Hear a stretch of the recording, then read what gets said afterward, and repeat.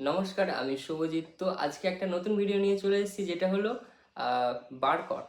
বার cord বাজাতে গেলে একটা খুব বড় প্রবলেম, শুরুতে বিগিনারদের তো হাত কিভাবে ধরবো, হাতে ব্যথা করে, থাম ফিঙ্গারে ব্যথা করে, ঠিক আছে? তো বার কর্ডটা কীভাবে প্র্যাকটিস করবো, বার কর্ড কীভাবে তৈরি হচ্ছে সেটা নিয়ে আলোচনা হবে, ঠিক আছে?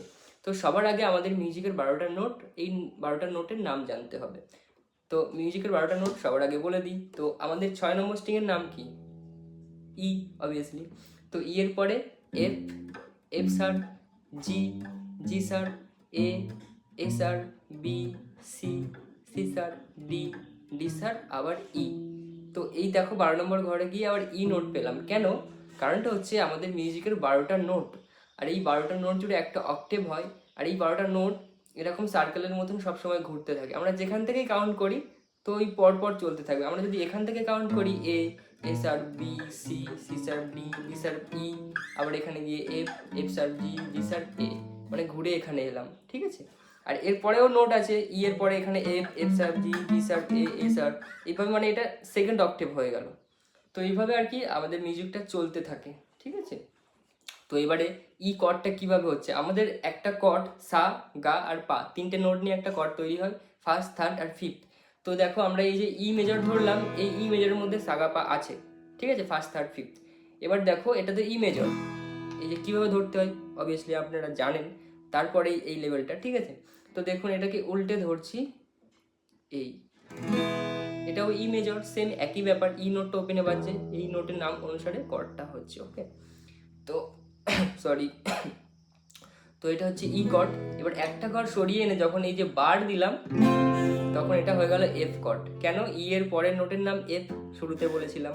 তো এটা F, F sir, G, G sir, A, A sir, B, C, C sir, D, D sir, আবার এখানে গিয়ে ই নোটটা পেলাম, ই কর্ড, ঠিক আছে?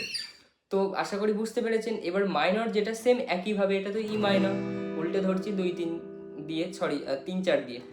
তো এই যখন সরিয়ে এনে বার দিলাম, তাহলে এটা F minor, F sharp minor, G minor, G sharp minor, A minor, আর দেখালাম না, একই ব্যাপার হচ্ছে, ঠিক আছে? তো এবার আমি ফিঙ্গারগুলো কিভাবে রাখছি দেখুন। ফিঙ্গারটা যখন এই যে কর্ডটা ধরছি, এই ফিঙ্গার দেখো হালকা একটু এইদিকে হেলে আছে, পুশ হয়ে আছে এইদিকে, এই যে চাপছি। শুরুতে একটু হিজি সাউন্ড আসতে পারে, হয়তো এরকম এরকম টাইপের সাউন্ড আসতে পারে, প্রবলেম হতে পারে, এটা ন্যাচারাল হবে, ঠিক আছে?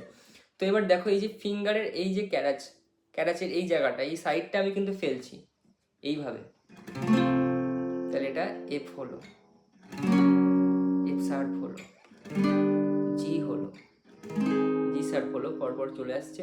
সেম একইভাবে F minor, G minor, G sharp minor, এইভাবে পরপর আসছে আর কি। Sorry, F minor, F sharp minor, G minor, G sharp minor, A minor, পরপর আসছে, ঠিক আছে?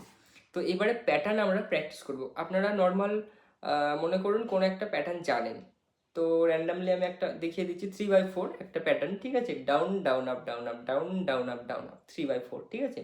তাহলে এই যে এফ কর্ড ধরলাম, down down up down up down down up down up, সরে আসলে আবার একটা, সরে আসলে আবার একটা, সরে আসলে আবার একটা, সরে আসলে আবার সরে আসলে, এইভাবে পরপর চলতে থাকবে। মাইনরটাও সেম একই, আবার এফ মাইনর,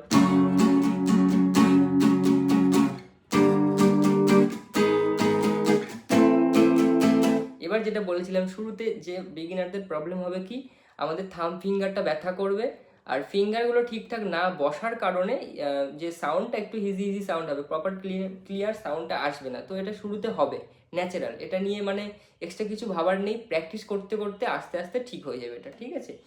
তো ভিডিওটা ভালো লাগলে লাইক করবে, সাবস্ক্রাইব করবে, শেয়ার করবে, আর আপনাদের বন্ধুরাও যারা গিটার শিখছে তাদেরকে শেয়ার করবেন।